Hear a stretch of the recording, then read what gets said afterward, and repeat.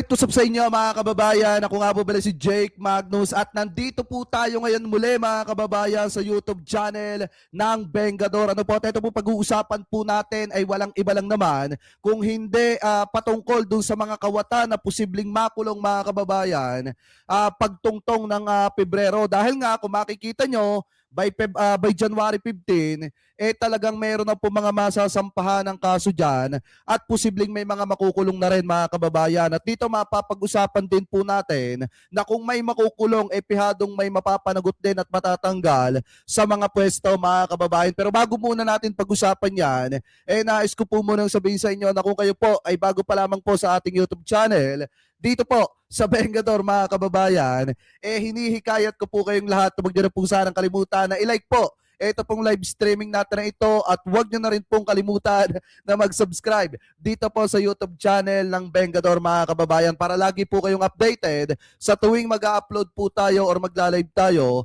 ng panibagong issue or topic na katulad po nito mga kababayan dito po sa Vengador. At gusto ko rin po kayong batiin ng isang magandang umaga, tanghali, hapon, gabi. San masulok naman doon kayo naroroon, mapo sa Pilipinas man po kayo or ibang bansa, sana pinasa mabuti po kayong kalagayan at gabayan po kayong lahat ng ating Panginoon. Mega love shoutout po sa inyong lahat at mabuhay po kayong lahat at mega love shoutout po kay Ma'am Josie Tango, ayan, mega love shoutout po sa inyo. Kay Ma'am Dolly Babes, ay mega love shoutout po ng napakasarap po sa inyo ha. Pakisabi kay Tatay Marcos, kay Nanay Emma, mega love shoutout po at magandang gabi po. Ano po, anyway, mga kababayan, siguro yung iba ay mamaya na po natin babanggitin at umpisahan na po agad natin ito pong ating talakayan dahil napakainit po ngayon ng usapin patungkol po mga kababayan sa posibleng paghain muli ng panibagong impeachment laban po kay Sara Duterte pagtungtong po ng February 6, 2026 mga kababayan. So ito, i-play po muna natin ito nakita nating balita galing po sa UNTV News and Rescue na kung saan mga kababayan, sabi po dito, panibagong impeachment complaint versus BP Duterte, walang dudang matutuloy mga kababayan. Ibig sabihin, posible po talaga na magkaroon ng impeachment trial na magiging dahilan para ma-impeach po itong si Sara. At kung hindi naman siya ma-impeach, posibleng ito yung maging dahilan para malaman ng taong bayan kung karapat-dapat pa ba na pagkatiwalaan itong si Sara Duterte o hindi na po. Ano po, ito mga kababayan, i-play na po natin. Wala akong kaduda-duda magfa-file ng impeachment. Parang handang-handa na eh. I believe so. Magugulat ako kapag hindi. Naniniwala si Senator Amy Marcos na walang dudang matutuloy ang paghahain ng panibagong impeachment complaint laban kay Vice President Sara Duterte sa darating na buwan ng Pebrero. Hindi, dapat naman talaga mga kababayan kasi ang tagal na hinintay po ito ng sambayan ng Pilipino.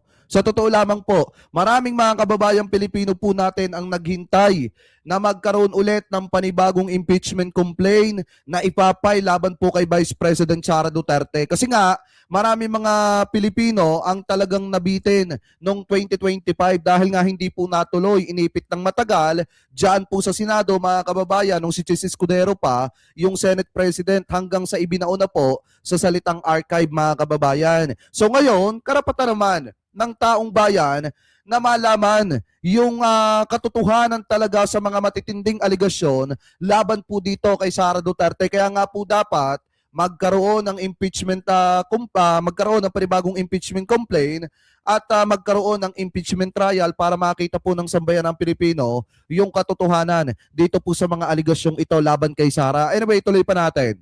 Naudlot ang kasong impeachment noong nakaraang taon matapos ideklara ng Korte Suprema na unconstitutional ang Articles of Impeachment na isinampa ng House of Representatives sa Senado laban sa pangalawang Pangulo. Sa darating na February 6, 2026, matatapos na ang one-year ban ng Korte kaya doon pa lamang maaaring isampa ang panibagong impeachment case laban kay VP Duterte.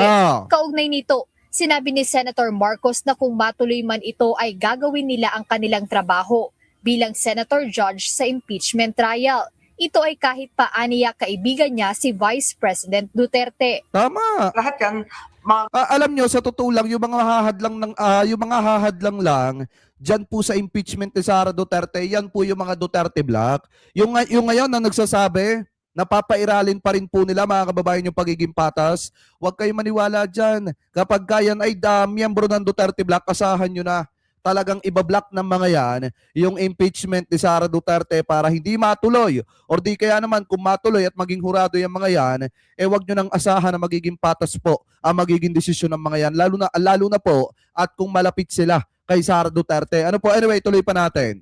Magbabase sa ebidensya. Pero sa ngayon, wala naman tayong nakikitang ebidensya pa. Hindi ko alam kung ano ang gagamitin ng katibayan laban sa kanya. Kung may bago ba, kung may mabigat ba, kung papayag ba sa kanilang proseso ang Korte Suprema. Marami pa at very speculative pa tayo at this point. Ngunit paliwanag ng senadora, nasa mababang kapulungan pa rin ang boto kung maitutulak muli ang impeachment ni VP Sara. Maliwanag naman aniya ang guidelines na itinakda ng Korte Suprema kaugnay nito. Wala akong alam tungkol dyan kasi wala akong balak na tumulong sa Diba? impeachment na yan. Wala akong nakikitang karagdagang grounds.